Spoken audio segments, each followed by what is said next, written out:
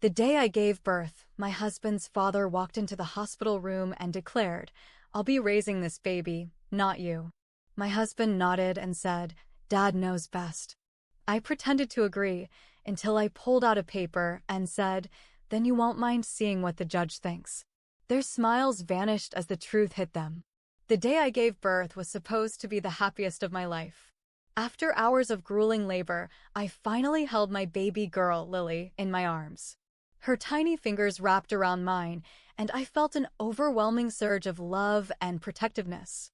But that moment of bliss was shattered when my father-in-law, Richard, barged into the hospital room. Richard was a towering man in his early 60s, with a stern face that rarely showed emotion. He had always been overbearing, but I never expected what came next. He stood at the foot of my bed, glanced at Lily, and then looked me straight in the eye. "I'll be raising this baby, not you," he declared, his voice cold and authoritative. I was stunned. Before I could respond, my husband, Mark, who had been standing quietly by the window, nodded in agreement. "Dad knows best," Mark said softly. My heart sank. I couldn't believe what I was hearing. But instead of reacting with the fury that was bubbling inside me, I took a deep breath and forced a smile. "Of course," I said, my voice steady. "If that's what you both think is best." Their smug expressions told me they believed I was conceding. But they had underestimated me. I reached into the bedside drawer and pulled out a folded document. I handed it to Richard, who took it with a puzzled look. "Then you won't mind seeing what the judge thinks," I said calmly. As Richard unfolded the paper and began to read, his face turned pale. Mark peered over his shoulder, and I saw the color drain from his face as well. "What is this?" Richard stammered. "It's a restraining order," I replied. "Effective immediately. Neither of you are to come near me or Lily without my explicit permission." Their eyes widened in shock. I had anticipated their move. During my pregnancy, I had noticed Richard's increasing interest in our unborn child. He often made comments about how he would teach the baby this and that, and how he had plans for her future. It made me uneasy. I confided in my friend, Sarah, who worked as a paralegal. She advised me to document everything and helped me consult with a lawyer. Together, we built a case to protect my rights as Lily's mother.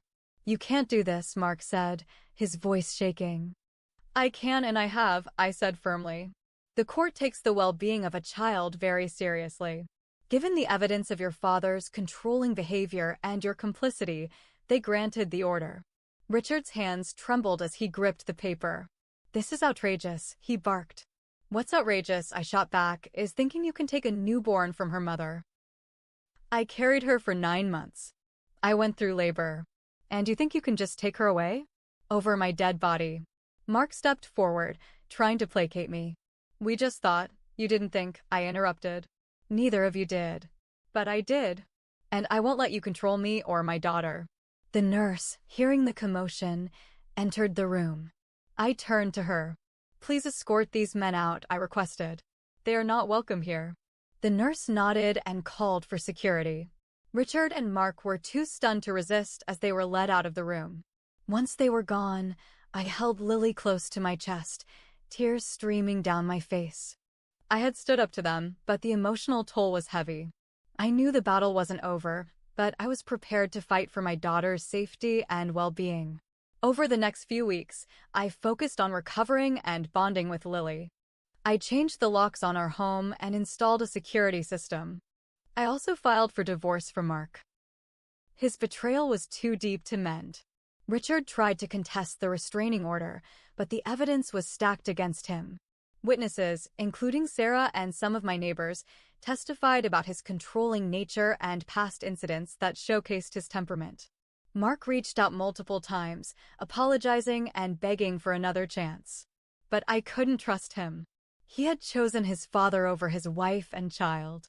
I allowed supervised visits for him to see Lily, but our relationship was beyond repair. Through therapy and the support of friends like Sarah, I began to heal. I joined a support group for single mothers and found solace in shared experiences. I also pursued further legal action to ensure Lily's and my safety. One evening, as I was rocking Lily to sleep, my phone buzzed. It was a message from Mark. "I've started therapy," it read. "I realize now how much I hurt you. I want to be a better father for Lily." I stared at the message, conflicted. Part of me wanted to believe he had changed, but the wounds were still fresh. I decided to take things one step at a time, always prioritizing Lily's well-being.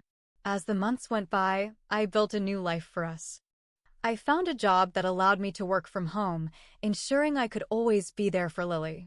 We created our own little world, filled with love and laughter. Richard eventually gave up his attempts to control us.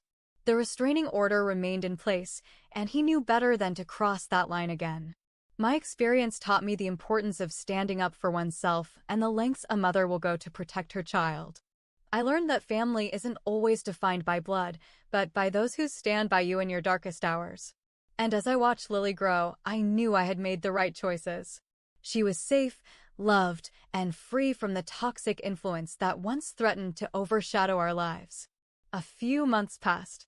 I was starting to feel like I could finally breathe again. Lily was growing fast.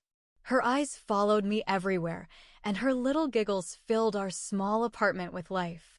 I worked from home, had a routine, and even started going to a mom and baby yoga class on Thursdays. Things weren't perfect, but they were peaceful. Until the letters started coming. At first, I thought it was junk mail. A plain white envelope with no return address. But when I opened it, my blood ran cold. It was a typed letter. No signature. No name. Just one line. "A child belongs with her legacy." I stared at it for a long time. My stomach turned. I didn't tell anyone, not even Sarah. Maybe it was a prank. Maybe I was overreacting. But I kept the letter and locked my windows that night. 2 days later, another one came. Same envelope. Same type. This time it said, "You're just the vessel. We are the roots." I didn't sleep that night. I called my lawyer the next morning. He took it seriously, which only made it worse. He told me to keep every letter and to report it to the police. I filed a report, but there wasn't much they could do without a suspect. I had a gut feeling who it was. Richard.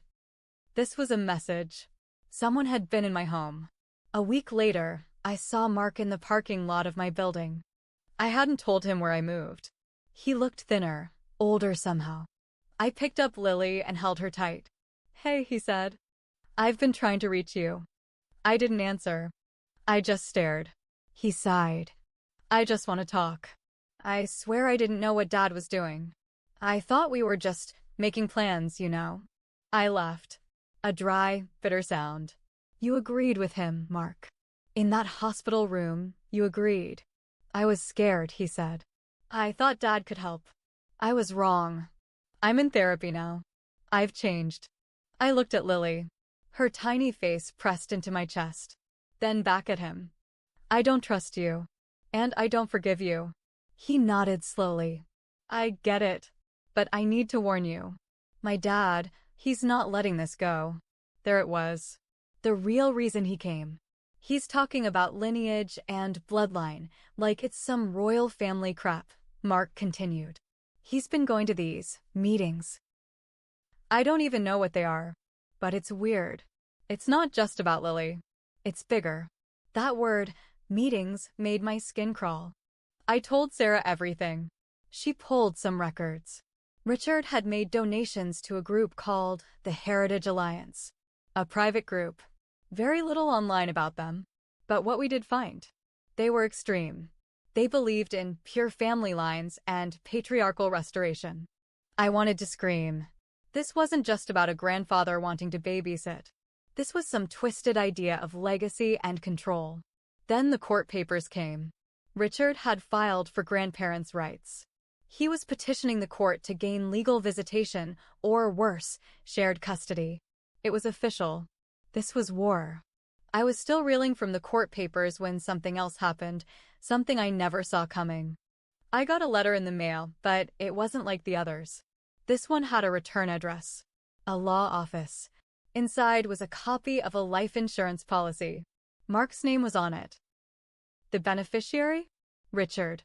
It said if anything happened to Mark, everything, including custody of Lily, would be left to his father. My hands shook. I couldn't understand why Mark would sign something like that. I took it straight to my lawyer. He read it 3 times before looking up at me. This is serious. It's not illegal, but combined with the harassment, it paints a disturbing picture. I felt like I couldn't breathe. Was Mark in on this again? Or was he just a pawn? Then, 2 days before our court date, I got another visitor. Her name was Tessa. She was maybe mid-30s, thin, with tired eyes and messy brown hair. She looked like she hadn't slept in days. She found me at Lily's day. Tessa told me she was Mark's half-sister. I blinked at her. What? Different mother, she explained. I'm the daughter he doesn't talk about. Richard never claimed me publicly. My mom left when I was a baby because he tried to do to her what he's trying to do to you. She pulled out a folded photo, her and a little boy. That's me. And my son. He tried to take him from me too. Said I was unfit. He even faked medical reports. She said Richard believed he had the right to raise the children born from his bloodline, regardless of what the mother wanted. She'd fought him for years. And lost. Her son was living with Richard. I was speechless. She started crying. Don't let him win. If he gets his foot in the door, you'll never see Lily again. He doesn't just want access. He wants ownership. Tessa agreed to testify in court. She had emails, recordings, even her own failed custody transcripts. Her case had been thrown out years ago, but the evidence still existed. The morning of the court hearing, Mark showed up alone. Richard wasn't with him. He looked nervous. I sat across from him, holding Lily close. She was calm, not knowing that everything around her was about to decide her future. Just before we were called in, Mark leaned over and whispered, I didn't sign that policy. I swear. I didn't answer him. Not then. But what happened inside the courtroom turned everything on its head. Richard didn't show up. Instead, his lawyer stood and withdrew the petition. Just like that. No explanation. No statement. Case dismissed. I was shocked. My lawyer was stunned. We stepped out of the courtroom, confused but relieved. That's when I saw Mark sitting on a bench, staring at the floor. I walked up to him. What did you do? He looked at me, exhausted. I recorded him. The night he threatened to take Lily and make sure you never saw her again. Said he'd make it look like an accident. My blood froze. I gave it to his lawyer, Mark continued. Told him if they didn't drop it, I'd go public. And press charges. I didn't know what to say. Mark had betrayed me once. But now, maybe he was finally seeing the monster his father really was. But deep down, I knew this wasn't the end. People like Richard didn't give up. They regrouped. They planned. I was safe for now. But I kept the cameras on. And I slept with my phone next to me. After the court dropped the case, a weight lifted off me, but only for a moment. I didn't trust the silence. Not with Richard. Mark tried to see Lily more after that. He brought toys. He showed up on time. He was careful with his words. But I kept my distance. I allowed supervised visits only. I watched every move. Tessa and I kept in touch. She told me Richard went completely off the radar. No phone calls, no social media. She said it wasn't like him. He always liked to feel in control. But now? Nothing. Until one morning, I woke up to a knock on my door. It was a detective. Richard was found in his home, alone. Dead. Gunshot wound. Self-inflicted. But that wasn't the shocking part. The police found files, dozens of files, in a locked cabinet. Photos of me. Of Lily. Copies of court documents. Notes. Plans. Surveillance screenshots of us at the park, the daycare, even inside our apartment from a hidden camera.